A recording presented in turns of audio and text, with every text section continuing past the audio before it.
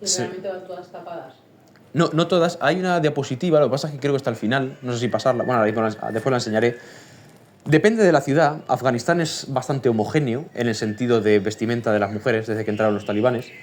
Pero si uno va a Herat, por ejemplo, que es además heredera de una ciudad que fundó Alejandro Magno, que es Alejandría en Aria, Alejandría Ariana, pues uno puede ver mujeres con un velo pequeño, con el pelo teñido de rubio, con trenzas asomando por debajo del hijab, trenzas rubias, con los ojos pintados, con maquillaje, incluso algunas sin mascarilla, porque llevan mascarilla quirúrgica para tapar los labios, incluso algunas sin mascarilla y con los labios pintados, con tacones. Y dije, ¿esto qué es? ¿Dónde estoy? Claro, está muy cerca de Irán. Irán, en comparación con Afganistán, es el paraíso de la mujer. De hecho, para las mujeres, su única aspiración es salir a Irán y vivir allí libres. O sea, pensar aquello. Entonces, depende, van tapadas en sitios más rurales, como Kandahar, por ejemplo, el sur, completamente tapadas. En otros sitios ni siquiera se ven las mujeres. Y en otros lugares, pues las puedes ver más o menos destapadas. Incluso en Kabul puedes ver a chicas simplemente con un velo. Lo que es obligatorio es el velo de la cabeza y la abaya, la túnica. Ya después tú puedes ponerte la mascarilla, eso es lo obligatorio. El velo es absolutamente mínimo y obligatorio, Sí, ¿no? el velo. No, claro, es que lo comentaba esta tarde cuando estábamos comiendo. Aquí en Occidente se habla mucho ahora de hijab, pero el hijab no es el velo. El hijab, literalmente, bueno, viene de la raíz árabe hajaba, que significa cubrir, igual que esto, las cejas son hajib en árabe, que cubren los ojos. Es decir, significa lo que cubre el cuerpo. Y lo que cubre el cuerpo, el hijab, es todo. Las mujeres deben vestir guantes negros, calcetines altos, abaya, taparse la cara con el niqab, todo eso es hijab. Esto es simplemente el velo. Entonces, el velo es como la mínima representación de todo el hijab que debería vivir, así que los talibanes dicen, estamos ya siendo bastante clementes, que no te pedimos llevar guantes, no te pedimos llevar calcetines, simplemente el velo, es como un símbolo. Dicen. ¿Y controlan toda la extensión de Afganistán? Porque, claro, con toda la región, quiero decir, el control militar, político y administrativo en un país tan grande y tan abrupto como Afganistán, ¿consiguen controlar todo eso? Es bastante curioso porque Afganistán nadie lo ha conseguido controlar 100%. Por eso ni los rusos ni los norteamericanos. Nunca. El único creo yo que fue Alejandro Magno, porque se casó con una mujer de la zona. O sea, para ellos, hasta que tú no eres uno de ellos, casándote con una mujer o convirtiéndote al Islam ahora mismo, pues no mereces dominarlos, ¿no? Actualmente controlan cada rincón de Afganistán, hasta el valle del Panjshir, que era el núcleo de resistencia acérrima a los talibanes, que sacaba continuamente a guerrilleros, mujahidines en contra de los talibanes, que tenían racias, que tenían peleas, tiroteos. De ahí era Ahmad Shah Massoud, uno de los mujahidines que más luchó en contra de los talibanes, que abogaba por un Afganistán que no fuera enemigo de América, que las mujeres tuvieran ciertos derechos, que fuera un Afganistán más abierto. Lo mató Al-Qaeda. Es decir, hasta el valle del Panjshir, que era ese núcleo de resistencia antitalibán, actualmente yo lo he visitado hace 2 meses y vamos, como cualquier otro lugar de Afganistán. Es verdad que la gente sigue teniéndole un cariño devocional a Ahmad Shah Massoud. O sea, es como si fuera el héroe nacional. El león del Panjshir, lo llamaban, porque luchó como un león en contra de los talibanes y aquello. Representaban el país de Afganistán, el mapa, y el valle del Panjshir, que está al noreste, lo representaban con un punto de luz, como que es la esperanza y la única luz que hay en Afganistán. Pero actualmente yo estoy en la tumba de Ahmad Shah Massoud, bueno, que lo mató Al-Qaeda, como he dicho, y lo enterraron en un mausoleo tremendo con una cúpula en los montes del valle. Y actualmente, por ejemplo, los talibanes te registran a entrar a la tumba de Ahmad Shah Massoud. La han vandalizado muchas veces, han roto el cristal que la recubre. No puedes entrar adentro, a donde está la lápida. No puedes hacer fotos. Está todo rodeado de pastunes talibanes vestidos con el lungi, o sea, con el turbante. O sea, está dominado todo. Y administrativamente y socialmente, religiosamente también. Y todas esas, ¿cómo consiguen? Porque fue uno de los problemas tanto de Rusia, de la URSS, perdón, como de Estados Unidos. ¿Cómo han gestionado los talibanes las diferentes etnias y el terrorismo que no pudieron erradicar esos grandes países, ¿no?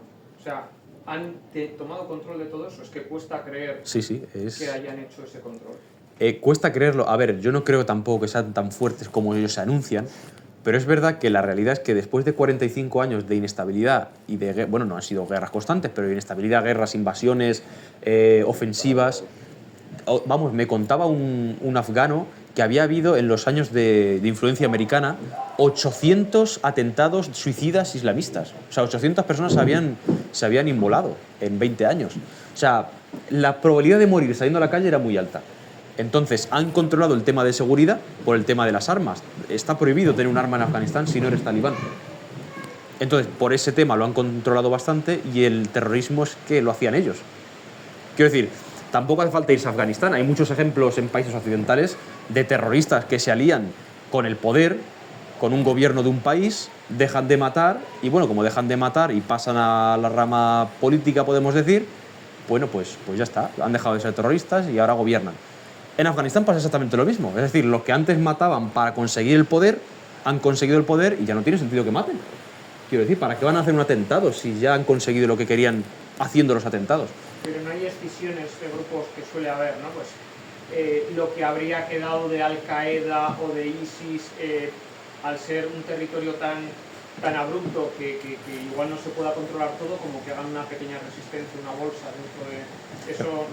Sí. Eso es algo muy interesante, una muy buena pregunta, porque normalmente nosotros pensamos, un yihadista, ¿no? Pues un árabe loco que, bueno, pues da igual que sea del Líbano, que de Siria, que de Afganistán. No. Ojo, hay muchos grupos terroristas islamistas y entre ellos son enemigos, ¿eh? Ojo, los talibanes y el Daesh, si se ven, se matan. Y los dos son musulmanes y los dos son suníes. Lo que pasa es que tienen agendas diferentes. O sea, un musulmán del Daesh, del ISIS, de Al-Qaeda, su proyecto y su máxima ilusión en la vida es expandir las fronteras de un califato. O sea, hacer que Europa sea islámica, hacer atentados en Estados Unidos, expandirse a los países colindantes. Sin embargo, los talibanes, su único proyecto es traer la ley islámica a Afganistán. Y que Afganistán sea el reino de Dios en la tierra, con la ley de Dios que es la Sharia. Y ya está, lo han conseguido, ya está el reino de Dios en la tierra, punto. Yo no quiero ir a América a hacer un atentado ahora. Entonces, cuando eso lo ve alguien del ISIS, dice, tú eres un desertor, tú no quieres seguir con el proyecto islamizador y salvador del mundo. Entonces son enemigos. Hezbollah, por ejemplo, eso ya sí que no tiene nada que ver, esos son chiíes. Las milicias proiraníes, chiíes, los hutíes del Yemen, chiíes. Es decir, si esos grupos se juntan, si los juntamos en una sala, se matan entre ellos. Entonces, por ejemplo, los atentados que hay a día de hoy en Afganistán son del Daesh. Son del Estado Islámico del Jorasán, sobre todo, los que mataron a los españoles en Bamiyan. Pero claro, cuando yo le dije al cónsul que iba a ir a Afganistán, el cónsul no tenía ni idea. Él pensaba que me iban a matar los talibanes según me vieran, y la realidad no es esa. Y no es por defender a los talibanes, es que es mucho más compleja. La realidad es que hacían atentados indiscriminadamente por conseguir el poder, han conseguido el poder, ya no hacen atentados, pero hay otros grupos que quieren quitarle el poder a los talibanes y conseguirlo ellos, como el Daesh, y hace atentados pues disparando a grupos de turistas, por ejemplo. Es muy difícil que me mataran a mí porque yo no se veía que era un turista. Es decir, yo iba con los ojos pintados con sorma, que es un maquillaje natural que usan ellos, con el lungi kandahari, con el pirhan tumban, con el chaleco, lo único que se veía era la cruz, más raro, pero a mí, ¿por qué me van a disparar? Nadie pensaba que yo era un turista. Sin embargo, yo sospecho que los españoles que murieron pues irían en un grupo, irían hablando español, se vería que eran extranjeros. Entonces, algo muy importante en Afganistán es pasar desapercibido. Siempre. Mi madre me llamaba y le decía, ahora mismo no puedo hablar porque estoy en la calle. No quiero hablar en español ahora mismo, no quiero que me oigan. Ya. Claro. Pero bueno, quitando eso... Nos cuentan muchas cosas de Afganistán. ¿Y dirás Sí. que puedes contar alguna...? Claro. O sea, para mí eran unos sueños, de verdad, pues puede parecer extraño, ¿no? Pero bueno, para mí eran sueños visitar Irak, Afganistán, la India e Irán. Irán me queda, los demás los he visitado, gracias a Dios. Y bueno, pues Irak es un país muy interesante, históricamente, por el tema de Mesopotamia, Babilonia, Sumer, bueno, las ruinas están allí, ¿no? Es verdad que el encanto de Afganistán es que las ruinas están completamente abandonadas. Y puedes entrar en la ciudadela de Alejandría Proftasia, por ejemplo, solo, sin ningún tipo de seguridad, y ver algo que a mí me puse las manos en la cabeza, ver los montones de tierra que tienen estratos arqueológicos debajo, o sea, que habrá una construcción debajo, si hay una especie de túmulo, ¿no?, dentro de la ciudadela, y ver las guaridas, las madrigueras de los chacales y de los perros salvajes que hacen dentro de los túmulos. Y al sacar la tierra para dormir dentro, van sacando cerámicas antiguas, trozos de... Yo monedas no vi, pero seguro que hay trozos de cerámica vidriada, de época timúrida, trozos de cerámica policromada. Es decir, ese encanto, por ejemplo, bueno, encanto entre comillas, de lo desconocido, Irak no lo tiene, porque Irak es verdad que es un país mucho más civilizado. Irak tiene mucho menos riesgo, Irak es un país mucho más, entre comillas, occidentalizado, las mujeres tienen muchos menos problemas, a pesar de todos los que tienen. Por desgracia, en Irak los crímenes de honor siguen existiendo. Los crímenes de honor son que, por ejemplo, si un padre tiene una hija y la hija es, bueno, pues sufre una violación, el deber del padre es matarla. A la hija. ¿Porque la han violado? Eso no pasa todos los días, ni pasa en todas las familias, ni le pasa a todo el mundo, ojo. Pero en zonas rurales, en zonas más ancestrales, sigue pasando. Como algo, quiero decir, como algo odioso por parte de la sociedad, pero sigue pasando. ¿Por qué? Porque vamos a ver, esa gente sigue viviendo en una sociedad en la que no existe el individuo, existe el clan. Entonces, la supervivencia del clan y el honor del clan está por encima del individuo. Si hay que barrer al individuo, se barre. Es decir, dirá el padre, yo sé que tú no tienes culpa, pero es que el honor de la tribu y de la familia, de los Bani, lo que sea, se ha manchado por culpa de que, bueno, pues te han forzado. Entonces, ya nos ocuparemos nosotros de matar al perpetrador, pero a ti te tenemos que degollar.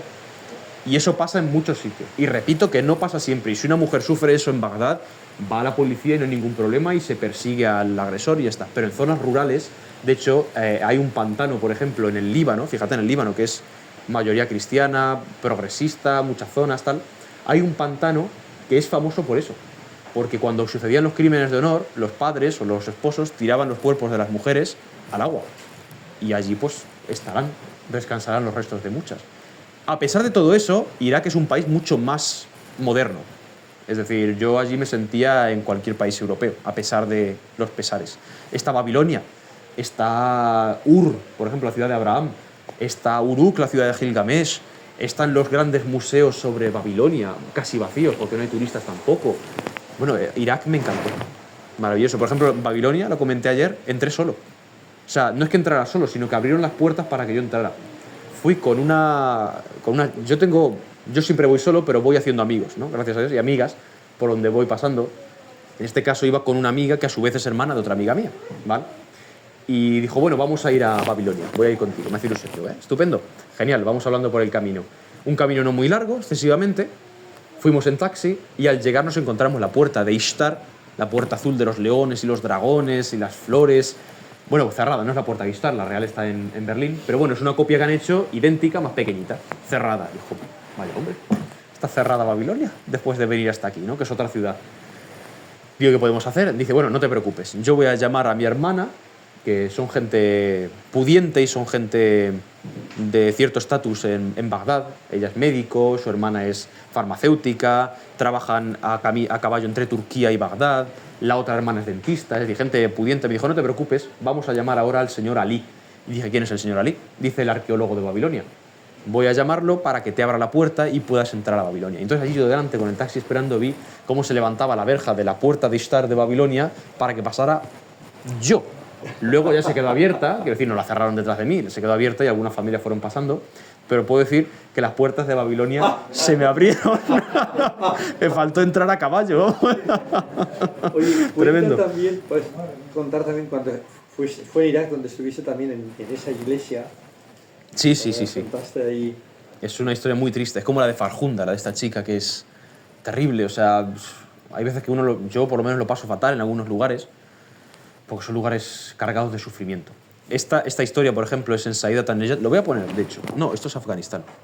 Bueno, para no salir y tal, da igual, les cuento la historia. En Bagdad, en uno de los distritos de Bagdad, hay una iglesia que se llama Saidat an-Najat, ¿vale? En árabe, la señora de la salvación, del socorro, del perpetuo socorro, tal. Bien.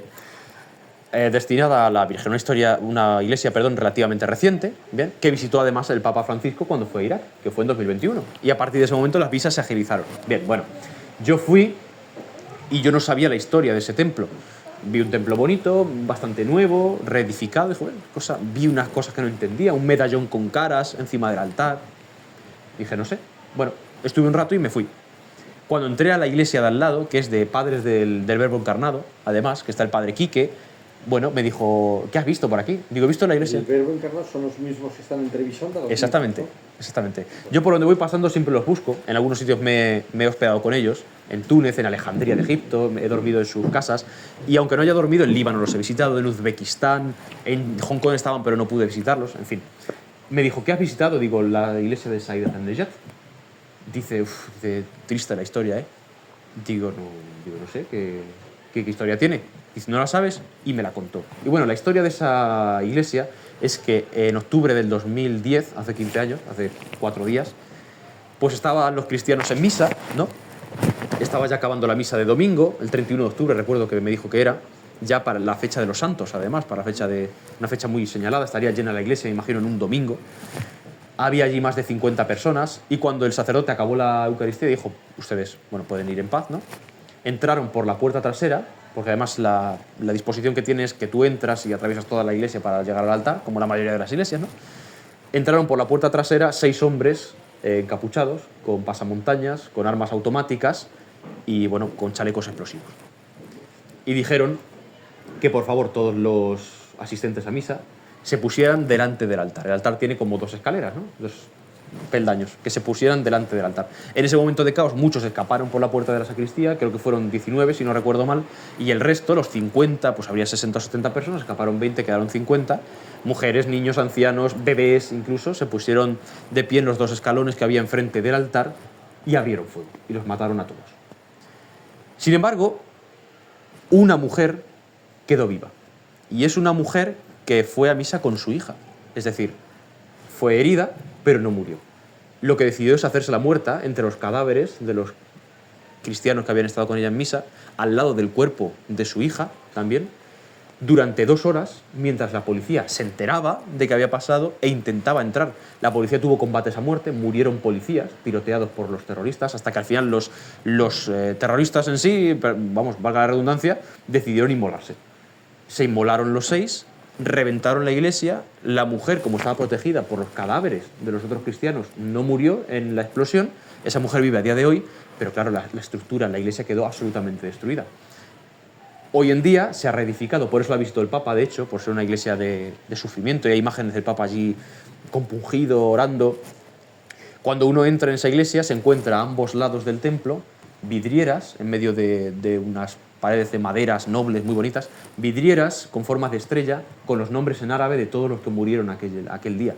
Y cuando llega al altar, aquel altar, que es un altar, como comenté, de sacrificios, ¿no?, manchado de sangre, se encuentra una especie de medallón romboidal encima del altar con las caras de todos los asesinados allí. Incluso eso, hay un bebé, hay ancianos, hay gente de todo tipo, y aquella niña que murió junto a su madre, que por cierto no conté su historia, la voy a contar. Y debajo una frase en árabe que dice el maut en rojo, y una cruz en rojo por la sangre. La frase dice el maut ibtada'ahu an-nasr aina nasruka ya maut, que significa la muerte fue absorbida en la victoria. ¿Dónde está tu victoria o muerte? Es un versículo de la Biblia, del Nuevo Testamento. Y además, cuando uno sale de la iglesia absolutamente destrozado por lo que ha visto ahí, por lo que sabe que pasó, se encuentra en los muros de la iglesia, porque conviene recordar que en los países árabes las iglesias están circundadas por muros de 4 metros con alambre de espino por encima, con un policía armado en la puerta que te pregunta que demuestres que eres cristiano porque quieres entrar ahí. Pues se encuentra un grafiti de una torre de una mezquita y una torre de una iglesia dándose un abrazo. Y el río Tigris, o el Éufrates, un río entre medias de las dos, como símbolo de unión de todos los iraquíes. Ese grafiti lo hicieron los cristianos. Es decir, lo hicieron unos años después de que sucediera esa tragedia. Por lo tanto, creo yo que el perdón que han demostrado los cristianos iraquíes, por lo menos en ese caso, y en general, es patente. Patente.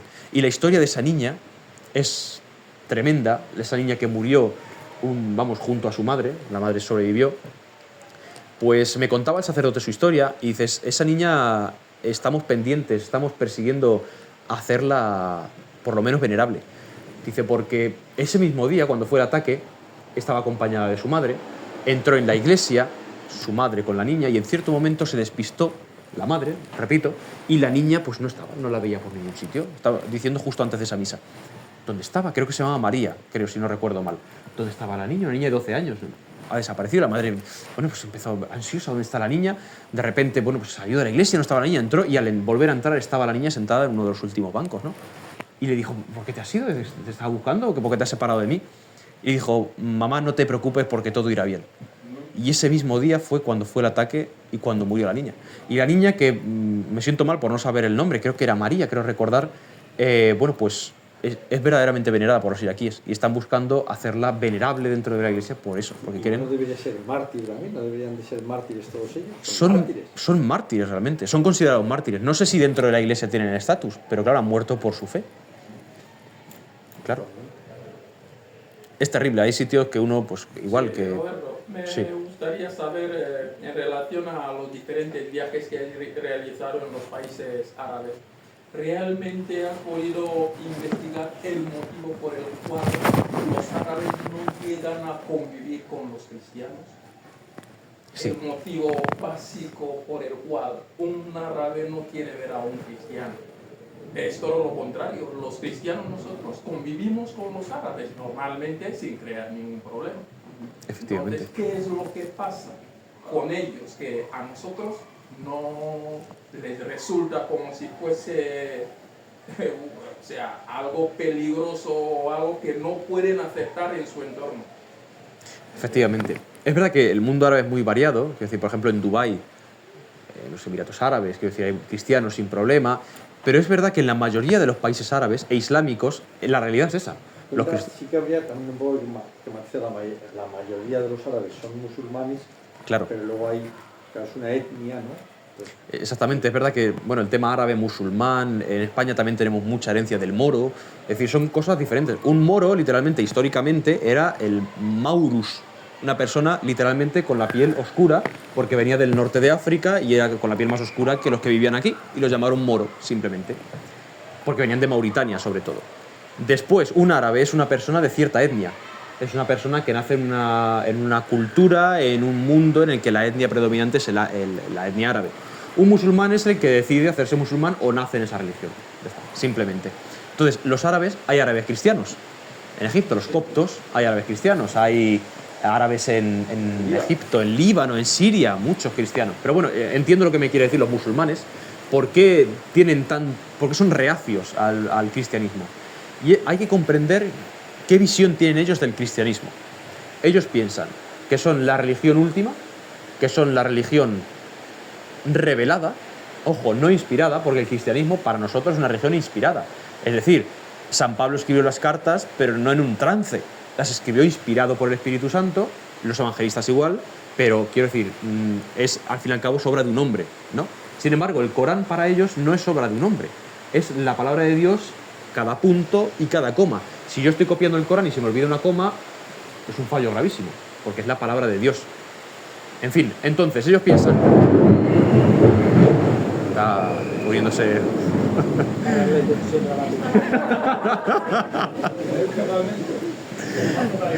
ellos... Entonces, bueno, básicamente ellos piensan que son la religión verdadera, que su libro es palabra de Dios, además en árabe, que Dios habla árabe, y que todo lo que ha habido antes ha sido una perversión de los profetas que han venido anunciando a Mahoma. Es decir, ellos piensan que Jesús era un profeta venerable, admirable, grandísimo, que vendrá antes del juicio final a luchar contra el anticristo, pero que es un hombre, que es un profeta, y que los cristianos han tergiversado su historia, se han inventado que él dijo que era el Hijo de Dios y han metido cosas, podemos decir, espurias en medio del Evangelio para argumentar que él era Dios. Entonces, en fin, el trato más cordial que puede dar un musulmán a un cristiano es simplemente tolerarlo, pero ni se va a interesar por su religión, ni va a intentar indagar, ni le va a interesar lo más mínimo, porque para él es una corrupción de uno de los hombres más venerables de la historia, que es Jesús. Entonces... Una cosa que quiero decir, sí. Yo creo que eso es hablando en general. Claro, por supuesto. Por supuesto. Claro, muchos además se hacen cristianos y que quieren, gracias a Dios. Por supuesto, es muy variado y es tan variado como cada persona, ¿no? A mí me preguntaba una vez una amiga musulmana, ¿qué opinas de los musulmanes? Y le dije, pues tengo una opinión de cada musulmán, diferente, ¿no? O de cada cristiano, ¿no? Pero en general, en las líneas generales, es verdad que es así. Siempre cuando te conocen te intentan transmitir una imagen de respeto, ¿no? Bueno, todos somos Ahl al-Kitab, gente del libro. ¿Qué libro? Bueno, pues la Torah, la Biblia y el Corán. Todos somos hermanos, son ad-diyanat as-samawiyya, las religiones celestiales, bueno, así que concordia. Pero si tú empiezas a rascar un poco, lo que se respira es eso. Preferimos vivir separados incluso, porque claro, los matrimonios están prohibidos entre mujeres musulmanas y hombres cristianos, pero no al revés. Una mujer... Claro, y eso tiene una razón. El hombre es el que transmite la religión. Yo tengo la religión de mi padre. Por lo tanto, si yo musulmán, imaginen, ¿no?, que yo soy musulmán, me caso con una mujer judía, es que me da igual que sea judía o hinduista. Mi hijo va a tener la religión mía. Ahora, si yo, hombre cristiano, me caso con una musulmana, para empezar, está fuera de la ley, y segundo, mi hijo va a ser cristiano. Por lo tanto, estamos haciendo mal negocio. Principalmente por eso, porque si te juntas, pueden contagiarse esa serie de cosas, y pueden contagiarse un virus que es más peligroso, que es el de la libertad. La religión islámica, esto es una opinión basada en lo que yo he visto, controla todos los aspectos de tu vida. Todos. La comida, la bebida, las relaciones maritales, el matrimonio, el estudio, la lectura, cómo se reza, en qué posición se reza, qué es lo que puedes comer, qué es lo que no. O sea, se mete en cada aspecto de tu vida. Y sin embargo, cuando yo hablaba con los talibanes y ellos me preguntaban, ¿cómo vosotros no rezáis, verdad? Digo, hombre, vamos a ver, yo no rezo como tú, ¿sabes? Yo no me postro ante la Meca, pero yo rezo. Dice, ¿cuántas veces rezáis? Digo, vamos a ver, esto hay libertad, cada persona reza las veces que le parezca oportuno, ¿no? Bueno, yo qué sé. No lo entendían. O sea, pero ¿cómo Dios me va a soltar, por así decirlo? O sea, yo necesito un Dios que me dé reglas, que me dé órdenes. Entonces, yo creo que ese miedo a la convivencia puede venir de eso, porque realmente es mucho más tentador, en el buen sentido, vivir en libertad y vivir en un Dios que te considera hijo, que en una religión con un Dios que te considera un abd, un esclavo. Lo que llama la atención de los musulmanes es que aquí nos estamos volviendo locos con lo de Gaza y con tal y con cual, y salía el otro día en prensa, ¿no?, las matanzas que está habiendo ahora de musulmanes contra musulmanes. Efectivamente. O de musulmanes contra cristianos en Nigeria, por ejemplo, en el Congo, que están cargando los camiones llenos de cadáveres de cristianos enfundados como si fueran, como si fuera una carga, en fin, o de musulmanes contra musulmanes también. Es decir, el Daesh, sus principales víctimas no fueron cristianos. Murieron muchos cristianos, pero la mayoría de las víctimas del Daesh fueron otros musulmanes, que eran chiíes, que era gente que no comulgaba con ellos, iban aldea en aldea, aldea por aldea, perdón, masacrando a la gente. Y luego pasaban por alguna aldea cristiana también y los seguían masacrando. Es decir, pero bueno, el tema de Gaza es verdad que es muy largo de argumentar, pero me preguntaba una mujer ayer, ¿por qué los países circundantes a Israel o a Palestina no quieren Palestina? Egipto, por ejemplo. Porque es un problema cada vez que han ido a otro país. Efectivamente, yo le dije eso es muy debatible y bueno, y eso la gente pues te puede incluso pegar un palo, ¿no?, si le dices eso, pero yo lo que he visto es eso, es que es gente que no se acostumbra al país al que va, sigue con su idea ancestral de que su patria no es Jordania, aunque haya vivido allí durante 3 generaciones, sino que es Palestina, que hay que recuperarla, que hay que volver a expulsar al colono, y una persona con esa mentalidad crea problemas, aunque esté en Jordania y sea un estado árabe. Y en Egipto más. Egipto ha tenido una historia reciente de terrorismo brutal, de gente que cruzaba por el Sinaí, o sea, desde Irak, por ejemplo, el Daesh, a través del Sinaí y se metía en el Magreb y cruzaba Europa. Terroristas, era el paso de todos los terroristas. Hasta que llegó el Sisi, el presidente actual, y dijo, pues no me sale de las narices que esto sea el paso de los terroristas. Y puso, cortó el canal de Suez, quiero decir, cortó militarmente, claro, y allí aquello es una...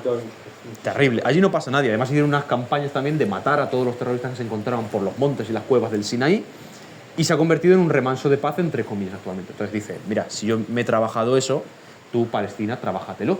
Yo no voy a meter a 100 palestinos inocentes y que se me metan 2 terroristas. Porque es verdad que la mayoría es gente inocente. La mayoría gente que no ha hecho nada.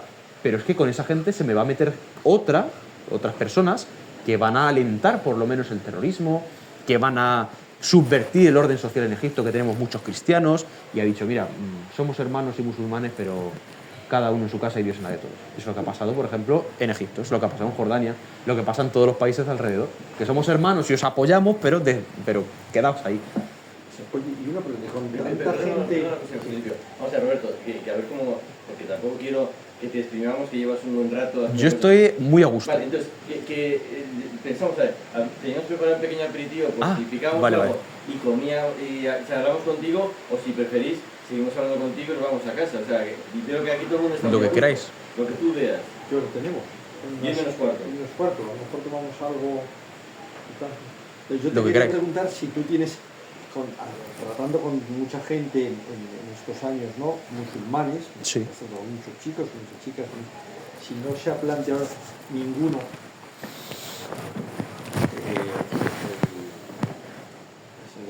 un interés fuerte por el cristianismo. Te digo, pues yo sí que lo he vivido. Sí, sí. Que me ha dicho que realmente querían ser cristianos, o sea, y de hecho tienen muchísimo afecto y tienen...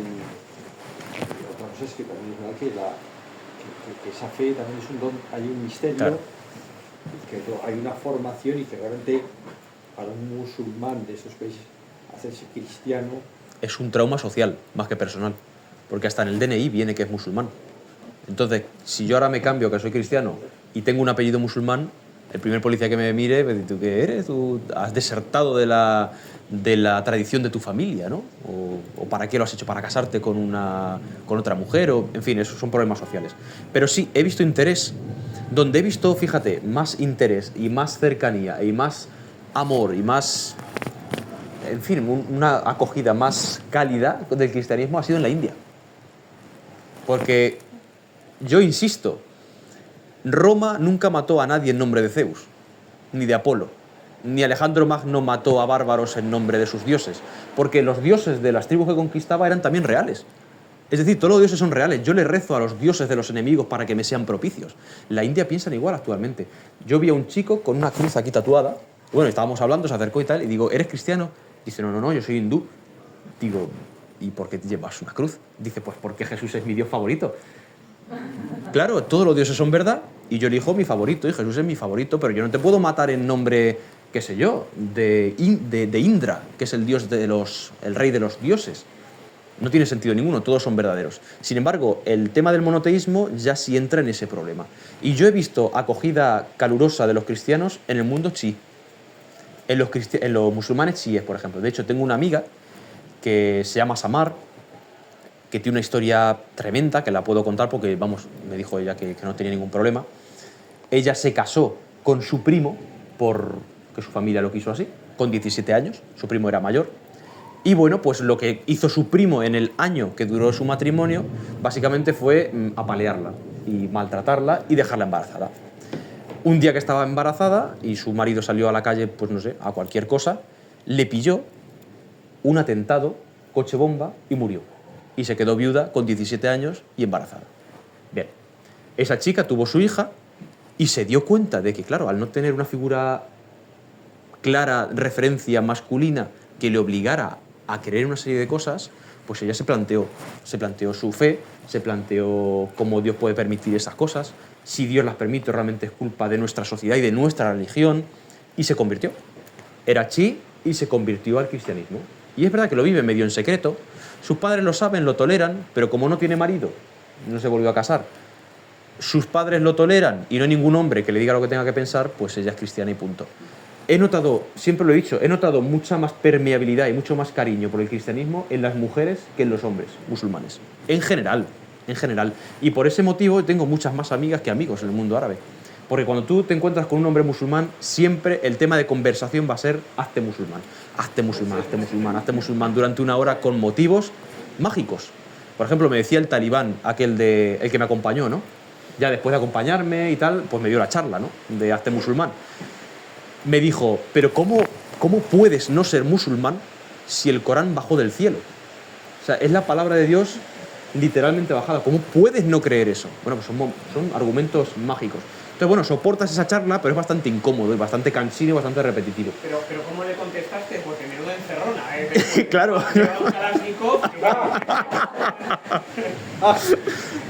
Yo asentía y sonreía y ya está. Yo vine a entender. Ya está. Y cuando se acabó la conversación me dijo, ¿pero me has entendido? Y dije, sí. Y me dijo, ¿te vas a hacer musulmán? Y dije, no. Dijo, bueno, pues ya está. Con sumo respeto, quiero decir. Y ya está. El tema de las mujeres, pues eso, he visto mucho más permeables, mucho más fáciles de hablar con ellas. Y nunca una mujer árabe ni musulmana me ha dado la monserga de hazte musulmán. Nunca, ¿eh? Fíjate, y es curioso. Y por ejemplo, yo recuerdo esa ocasión en la que estaba con amigas y con un chico, en concreto uno, y fue, hazte musulmán, te voy a regalar un Corán. Digo, ya me lo he leído el Corán entero, ya tengo un Corán, regálamelo si quieres, pero que no me voy a hacer musulmán, ¿sabes? Fue eso la insistencia, y sin embargo ellas no. Ellas siempre te escuchan. Yo a una amiga mía de Egipto le dije, ¿sabes cuál es la diferencia básica del Islam y el cristianismo? Y me dijo, bueno, porque Jesús es Dios. Y digo, no, escúchame. Digo, no, esos son asuntos religiosos que ni van ni vienen en tu vida diaria. Es decir, en tu trato con un cristiano o un musulmán, que Jesús sea Dios o no lo sea, eso no va a ningún sitio. Es decir, ¿por qué tú consideras a otra persona un hermano o no lo consideras o puedes incluso matarlo? No tú, sino, en fin, en ciertas mentalidades. Y le dije, te lo voy a explicar. Porque en el cristianismo el hombre y la mujer somos hijos de Dios y en el Islam somos abd, somos esclavos, siervos. Es decir... ¿Les molesta el término, eres hijo de Dios? Sí, sí. Si acaso de criatura, pero hijo... Siervos. Es muy fuerte. Somos todos siervos. Dios no tiene hijos. Tiene una frase en árabe para eso. Dios no dio... O sea, Dios no creó ni fue creado. Creó en el sentido de tuvo hijos. No hay hijos. Ni Jesús es hijo, ni ninguno de nosotros somos hijos. Somos criaturas y servidores y esclavos. Entonces, los derechos del esclavo nunca van a ser los derechos del hijo. Esa es la diferencia básica entre nosotros dos. Y me dijo, pues, es verdad.